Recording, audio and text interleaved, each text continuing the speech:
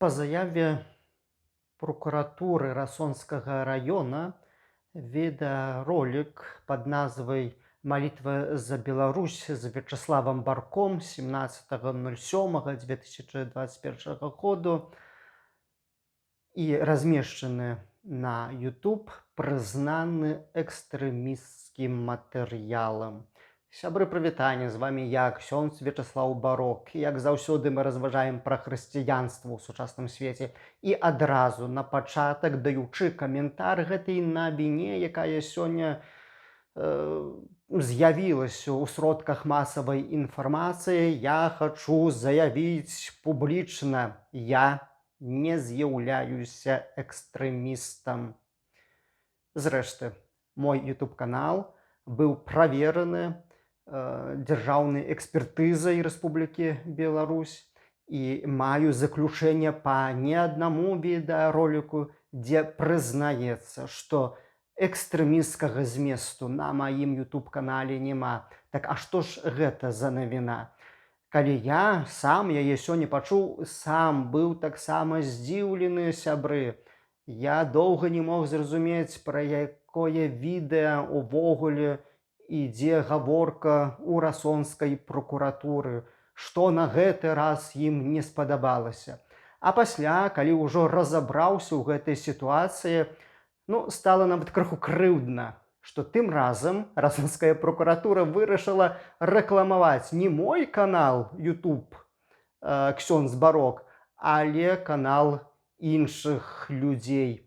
Ой, крыўдна, расонская прокуратура, крыўдна.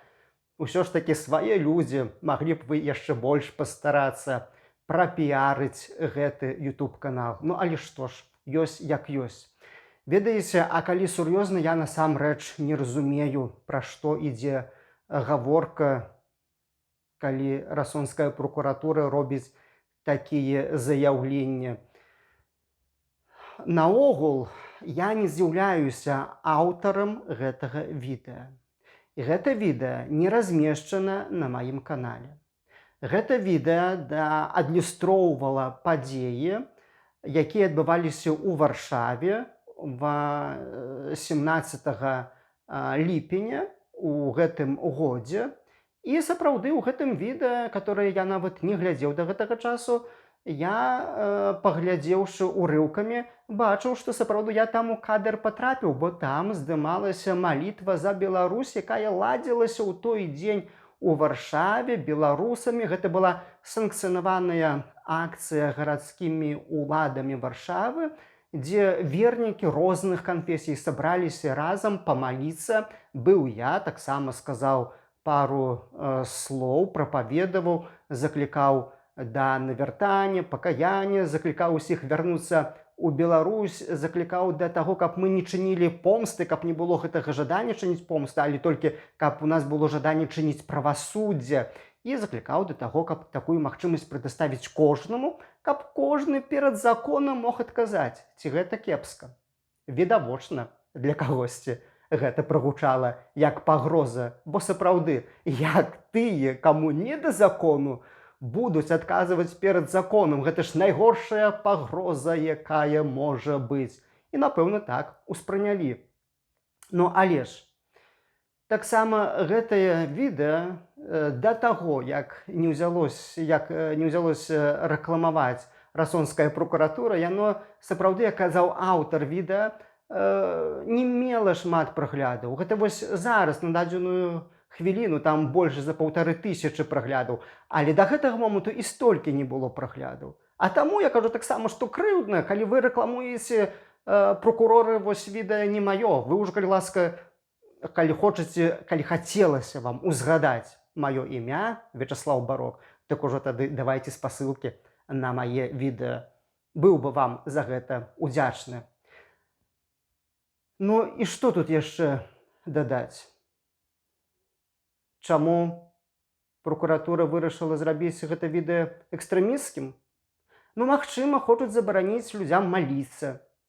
Магчыма, ўсё ж такі сапраўды д'ябал вельмі баіцца гэтай малітвы магутны Божа, бо магутны Божа там на гэтай малітве гэты гімн прагучаў. Але ў Польшы гэта не забаронена. Гэта ў Беларусі спрабуюць улады ўмешацца ва ўнутраныя справы касцёла і забараніць малітву. І некаторыя, маючы слабую веру, вядуцца на такі вось кампраміс недаравальны. Але ж у Польшчы гэта не забаронена. Так у чым жа экстрэмізм?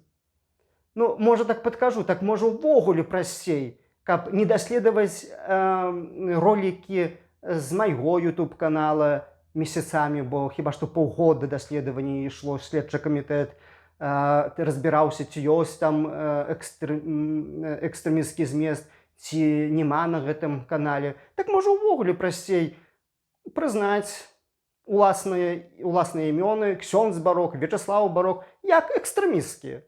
А чаму не?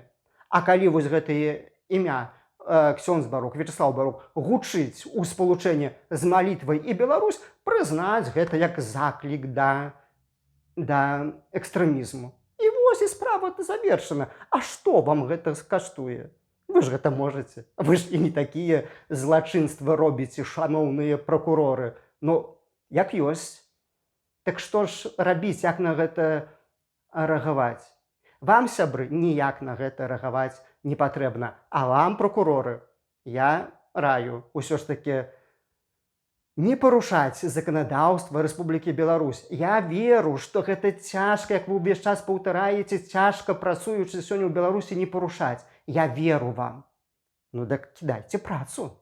Звальняйцеся з гэтай працы. Але пазаставайцеся людзьмі.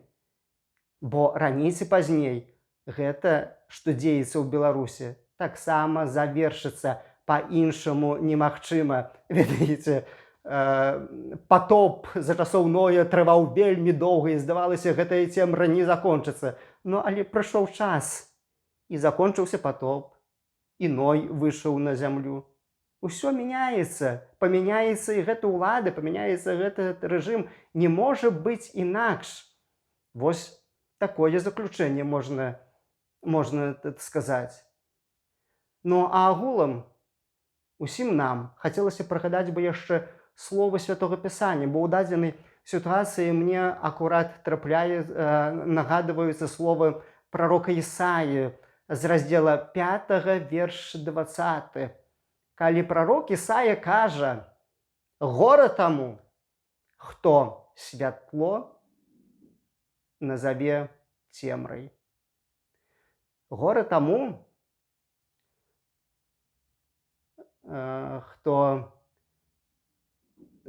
добро будзе называць злом і салодкае прызнае горкім. Крыху перакруціў гэтыя словы, бо там спачатку пра дабро ішло. Але разам з тым сэнс такі. Гора таму, хто перакручвае ўсё з ног на галаву. Сябры, пазаставайцеся далей на гэтым канале, глядзіце відэа. Зрэшты, тое відэа таксама варта ўвагі, там экстрэмісцкага зместу няма, але будьце асцярожныя, беражыце сябе і пазаставайцеся вернымі Богу.